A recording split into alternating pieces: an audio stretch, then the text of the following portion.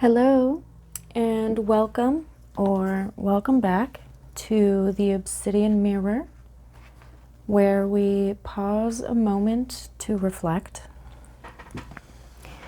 I hope that you are having a good time, whatever time it is for you. And today we're going to find out what the cards have for us to look a little bit closer at. I'm going to be doing a stratified deck read, which is one of the spreads I developed for the Obsidian Mirror. Now might be a good time to connect with your body if it feels safe to do so. Maybe grab a drink or a snack, whatever you need to settle in with me at this moment. Now, I wanted to tell you about a lovely dream that I had recently. I'm going to describe the dream for you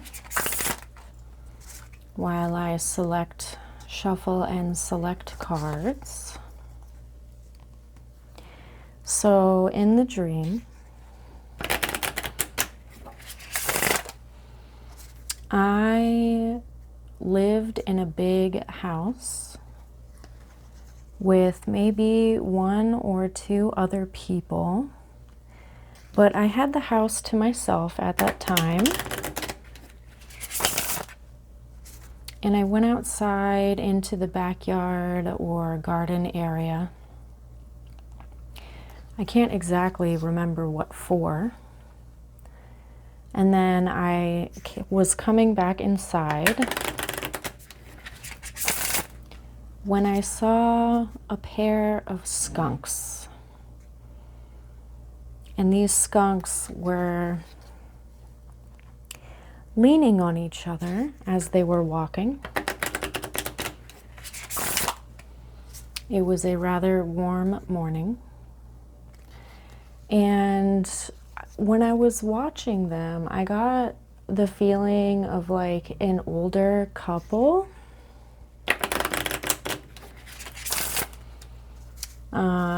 Like a bonded pair.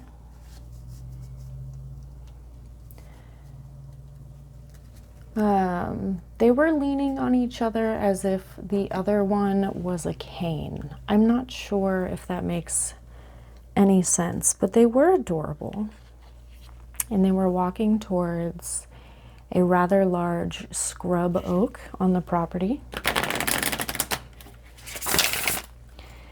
And I watched them for a moment, enamored, because I do love skunks. And then I went back inside. I didn't say hi, I didn't get their attention, I just watched. And when I was inside, I looked out the window to see if I could see them again.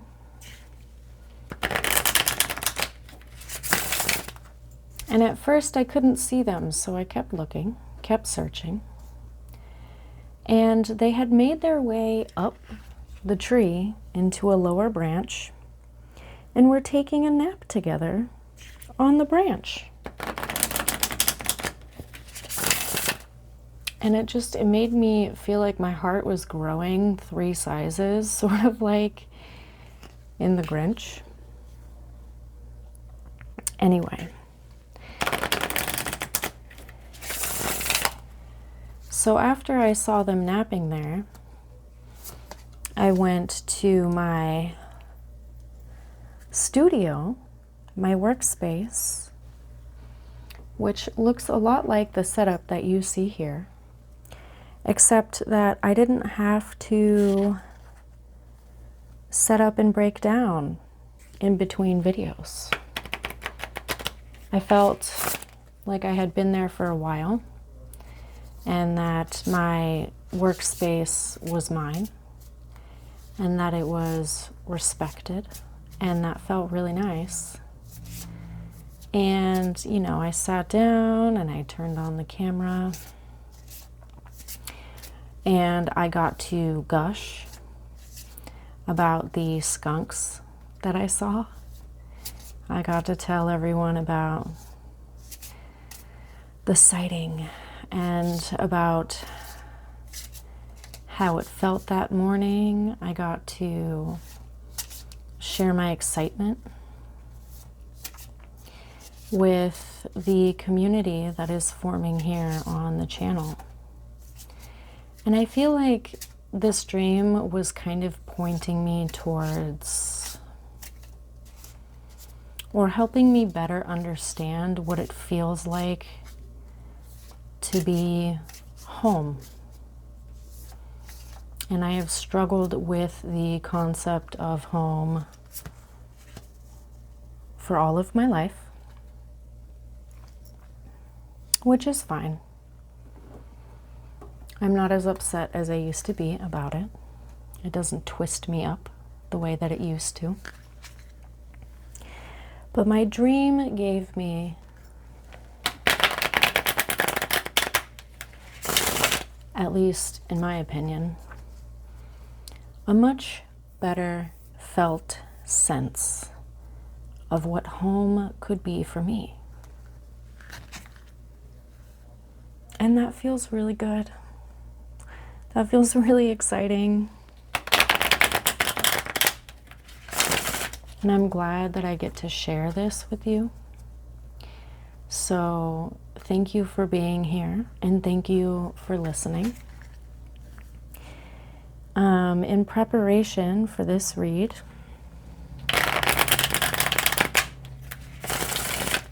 I did a little bit of research on skunk symbolism. So I'm going to share what I found at the end of this video.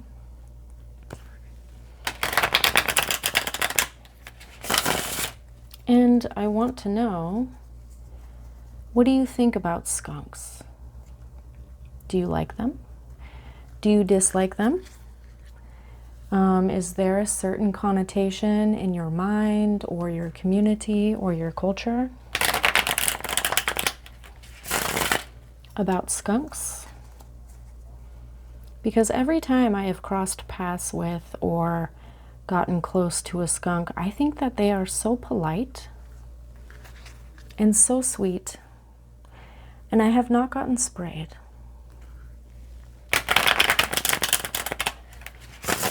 So I consider myself quite fortunate, but I think that they are very gentle creatures, and I love them. So please feel free to share anything you want about skunks in the comment section. Sorry, I'm so excited to be here today. I'm a little bit, maybe very enthusiastic, which is fine.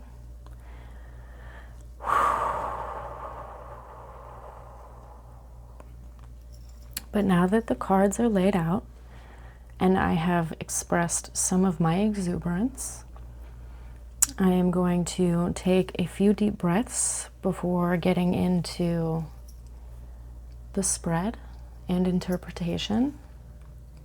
Feel free to join me, starting now.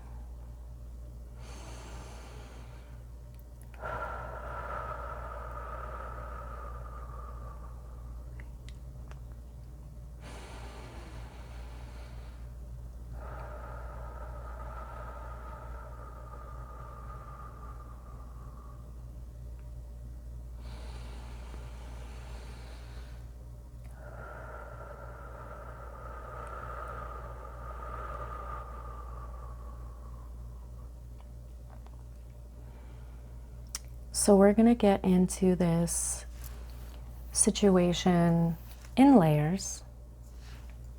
For the pattern or force represented by the major arcana, we have the devil. This is a Capricorn spirit, someone who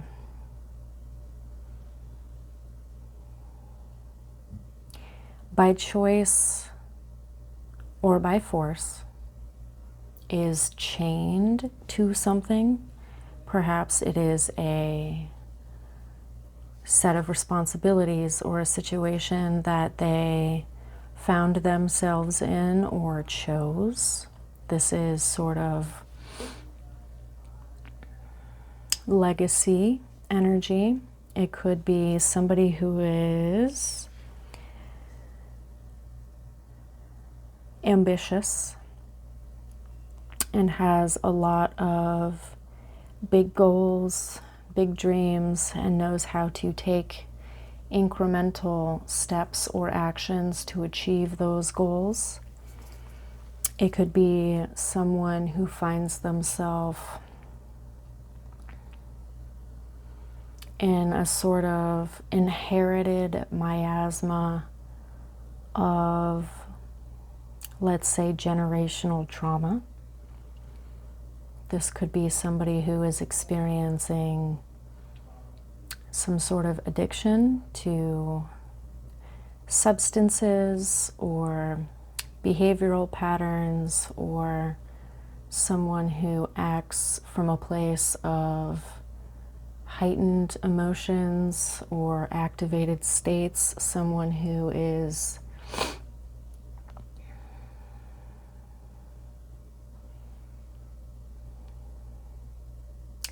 I want to say weighed down by things that might feel overwhelming, even if there is a different reality at hand. So I'm thinking about the ability to choose. The ability to learn more as we move through the world, and how sometimes when we feel trapped, while that is a valid feeling, that is not always the objective reality of a situation. Sometimes we trap ourselves, or the key is within reach, and for whatever reason, we don't reach for it. We don't use it to make things better in some way. I'm going to move on to the minor arcana, which could represent the lived experience. And what I'm getting here is the potential for decisive action. I get the sense that there is an unutilized power or skill set or faith in oneself to be able to get out of something, to choose differently. This card makes me think of the potential empowerment that is within reach.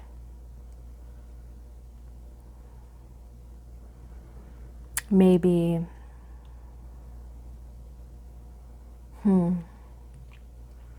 maybe there's a little bit of fear here. If it makes me think, if I were to choose to empower myself and make a change,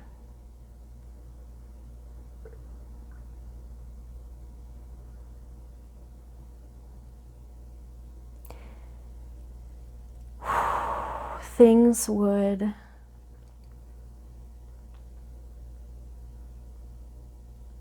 there's a sense of finality here and fear, like I can't go back after I do this, or things will never be the same.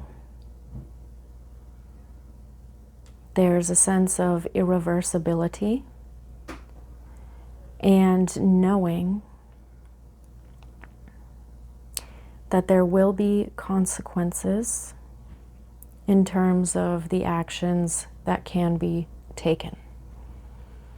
Perhaps the Ace of Wands here represents a pause before the decisive action so that we can really weigh the pros and cons, so that we can try and apply foresight to a situation, trying to navigate how this decision may disrupt our life and the life of others. Perhaps this is also a preparation phase in a different way.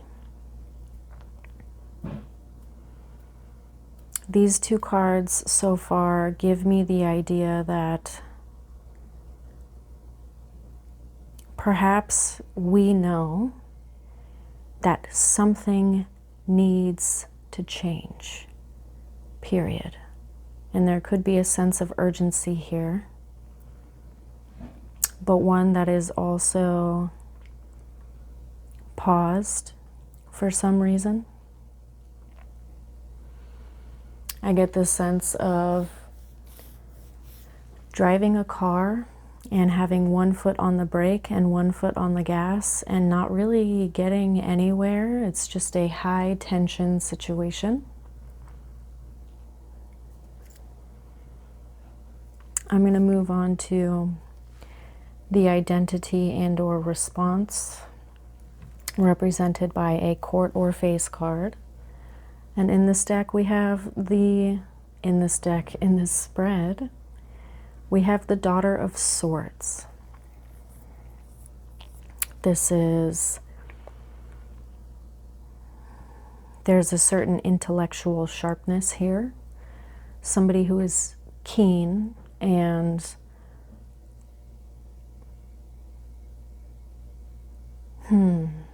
perhaps good at learning. Somebody who is quick-witted, somebody who can be sharp or abrasive, funny, perhaps cold, somebody who can be rather blunt, but also there's a way with words here. But somebody who is still learning about their intellectual capacity, somebody who is still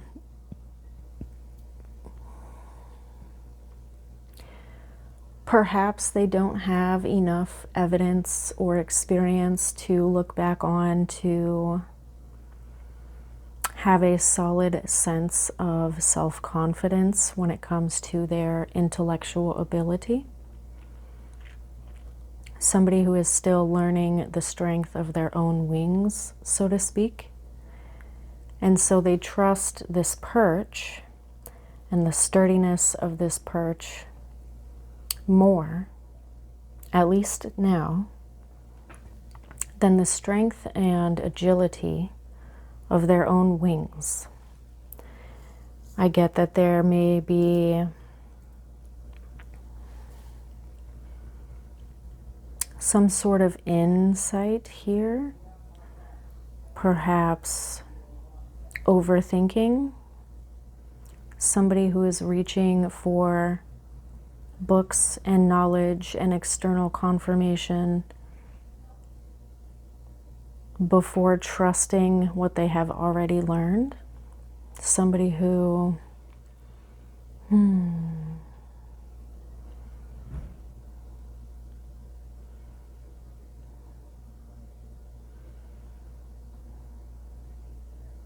how do I say this? Perhaps somebody who has been put down so many times that they cannot see the reality of their own knowledge.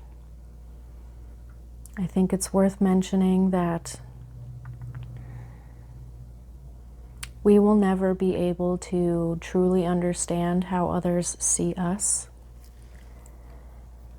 But perhaps there is a time for putting the books down and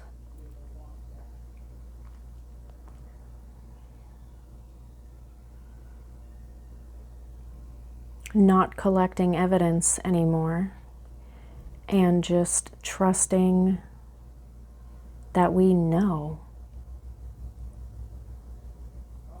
Instinctually, maybe intellectually, there could be words for it. There could be no words for it yet.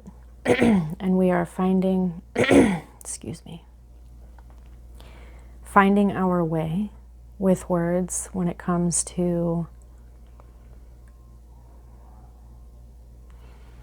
the trapped feeling or situation we're in and what we think we have to do in terms of trusting ourselves and putting ourselves first.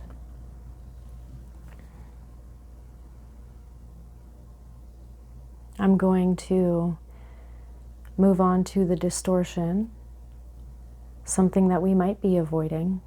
And in the Shadow Seer Tarot deck, we have the Star in reverse, otherwise known as Forlorn.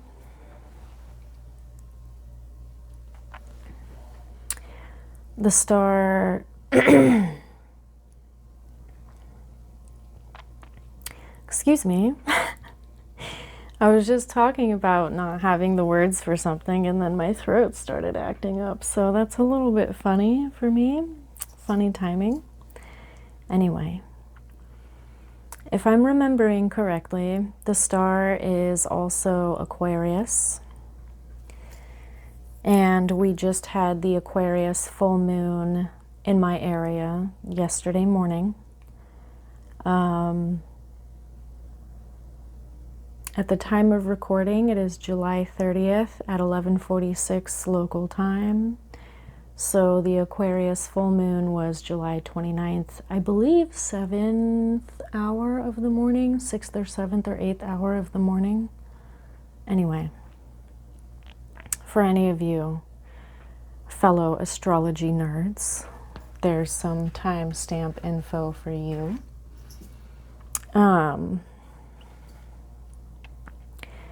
I really do love Aquarius because they have the ability to, or at least the archetype has the ability to stay true to themselves regardless of what is happening around them, which is not always easy. It can be quite challenging to stay true to oneself.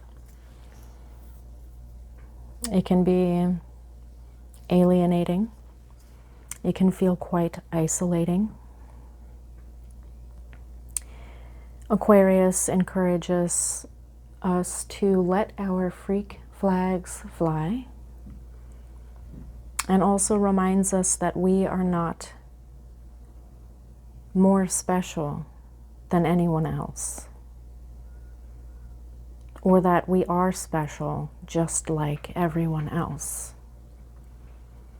And something that I always think of when it comes to the Aquarian archetype or stars, constellations, the night sky, is that in order for us to see the stars, there has to be quite a lot of darkness. And when we look up at the night sky, there is not one star. There are many stars in relation to each other. And they are not trying to outshine any of the other stars. In fact, they shine brightly no matter where they are in position to us. Sometimes they work together to form a constellation.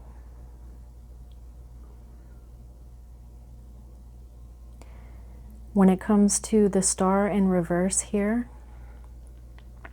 aka forlorn, it makes me think about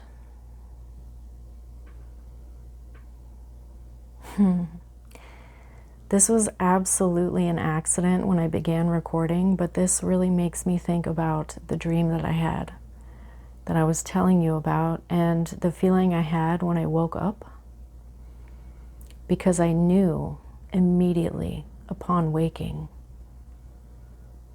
what I want and what I don't have yet. And there was a distance there, and it made me feel forlorn, which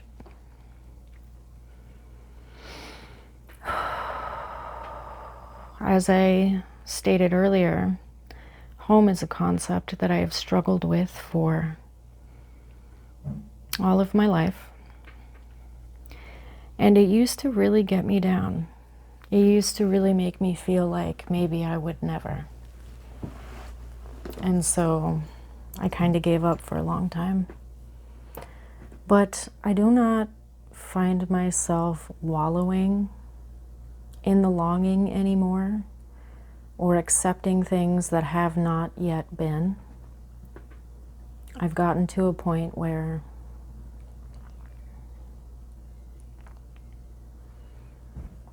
I am able to be hopeful, and not in fits and bursts. I mean hopeful as like a new axis of feeling, something that is easier to maintain, something that I can rely on. I don't have to convince myself to be hopeful anymore. And I also don't have hope in a sense that is connected to desperate need, if that makes sense. There's no urgency or impatience. It's sort of like faith. If I am to understand what home means in my body, in this lifetime, then it will happen, and I don't need to force anything. All I need to do is walk my path, and hopefully, maybe one day, I will have a home. So when it comes to this entire spread right now, it makes me think about navigating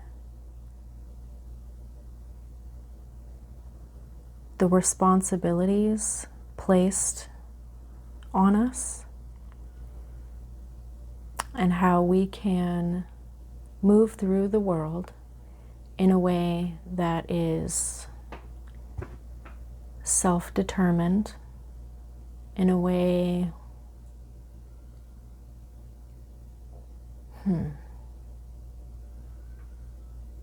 when all I can think about is a compass on the inside of us. Instead of people telling us what to do, where to go, when to do it, how high to jump, I guess, we don't look outside of us for direction, because we know internally what our direction is, even if it looks a little bit different than what we have been told, what other people are experiencing. It's valid if our true north is different than another person's. It's just as valid. And I also get the sense of trying to be careful and compassionate and thoughtful about how we go about getting a sense of self-directed fulfillment in our lives.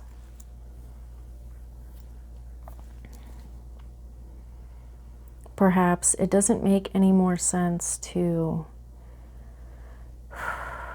focus on the past and the chains and the inherited trauma and cultural expectations and. Maybe it's time for us to have a little bit more faith in ourselves and to turn a felt sense of forlornness into faith. Perhaps the distance is still there, but the texture is different. Perhaps it is okay to act a little bit more on instinct and to not get caught up in analysis paralysis. That maybe we can only learn from compassionate and decisive action.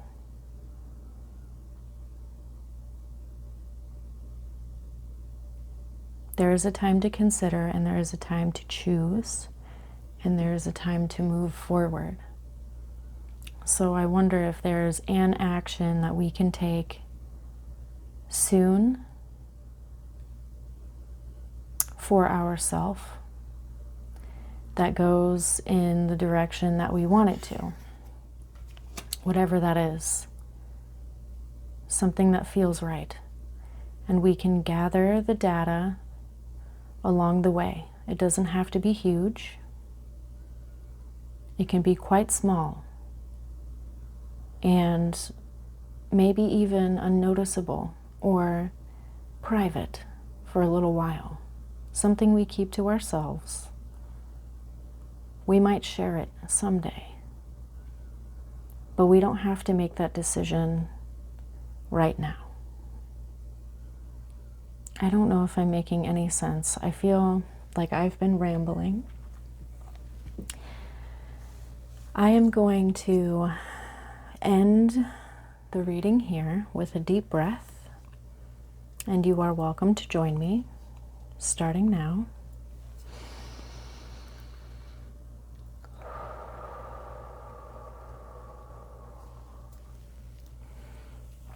And if you made it to the end of the video, I want to thank you for spending this time with me and get to the skunk symbolism that I was talking about earlier in the video.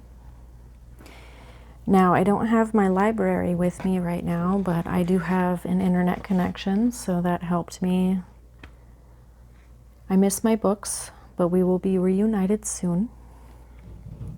And in terms of what skunks could very well represent, we have self-respect, boundaries, non-aggressive protection. True power lies in quiet confidence, the ability to defend one's energy without resorting to violence, setting firm, non-destructive limits and protecting personal space, harmony of opposites, integration of light and shadow, strength and gentleness, trusting one's instincts, intuition and wisdom to assess situations before reacting, living boldly in one's truth, attracting like-minded individuals while repelling negativity, calm, confidence, and peace. And I think that that really does go well with the spread that we just did. So I'm going to leave it here. Again, thank you for spending the time with me today. If you feel like anything in this reading was useful, feel free to pick it up turn it around, look it over a little bit closer, and ignore the rest. If anything I said makes you want to like, comment, subscribe, or share, I value any sort of feedback that you might have for me because it will help me continue to refine my process. I hope that you have a pocket of peace in your day, night, life at some point soon. And maybe I will see you again on the Obsidian Mirror.